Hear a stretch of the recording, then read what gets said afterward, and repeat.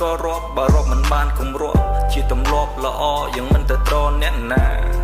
បើរវល់តែខ្វល់ពីចិត្តគេចនអ្នកខ្វល់ពីចិត្តយើងជាណា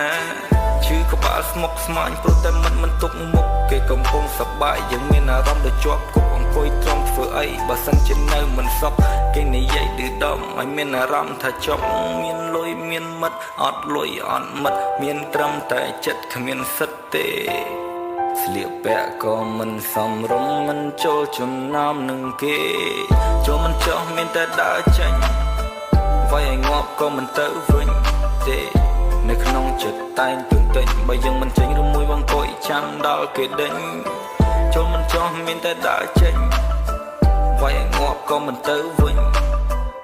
នៅក្នុងចិត្តតែងទន្ទិញបើយើងមិនចេញឬមួយបងអង្គុយចាំដល់គេដេញបើគេមានលុយច្រើននិយាយច្រើនខុសតិចវាចោះបើមានលុយតិចនិយាយ